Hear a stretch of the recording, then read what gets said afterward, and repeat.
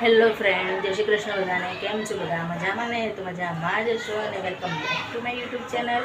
અને જુઓ, આપણું ડુંગળી બટાકાનું શાક થઈ ગયું છે અને કરી લેવાની છે હવે રોટલી.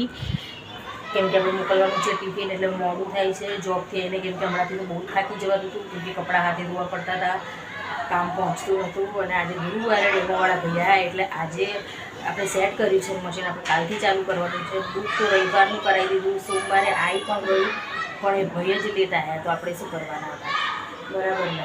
અને ચેતન કહે છે કે રોજ રોટલી શાક, સવાર ટિફિનમાં પણ રોટલી શાક, સાંજે બી રોટલી શાક. તો આપણે કાલે તો કંઈક નવું બનાવીશું. આપણે જે પણ હું બનાવીશ તમારી સાથે રેસીપી શેર કરીશ. તો જોઈએ હવે આપણે કાલે શું બનાવીશું, એ શું કહે છે બનાવવાનું, એ આપણે કાલે બનાવીશું. તો હું બતાવીશ તમને કે કાલે હું શું બનાવીશ. કેમ કે છે રોજ રોટલી શાક થઈને કંટાળી ગયા.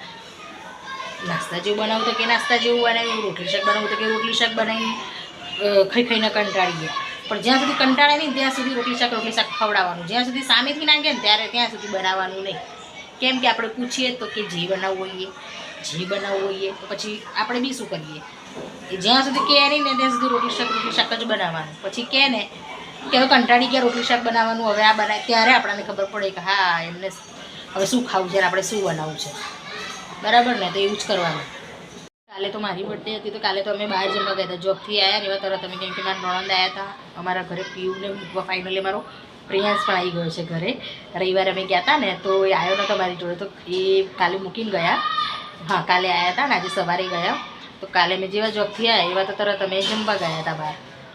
અને હવે આજે તો પછી રોટલી શાક ઘરનું ખાવું જ પડે ને. હવે કાલે જોઈશું કે શું કહે છે ને, કાલે આપણે બનાવીશું. પછી આ રહ્યું આપણું ફાઇનલી વોશિંગ મશીન. આ આપણે બુક કરાવ્યું હતું. આ છે 7 kgનું ગોદરેજનું.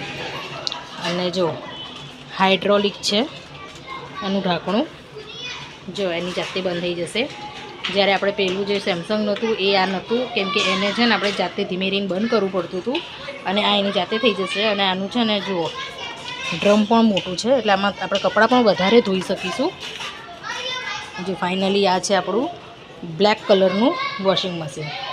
કીધું હતું ને તમને કે હું આવશે ત્યારે બતાવીશ. આપણે રવિવારે બુક કરાવ્યું, સોમવારે આવ્યું અને ગુરુવારે ભાઈ ડેમોવાળા આવ્યા. તો હવે આપણને થોડો આરામ મળવાનો છે. ક્યારના બૂટ પડ્યા હતા બહાર, પણ મૂકવાનો ટાઈમ જ નહીં મળતો.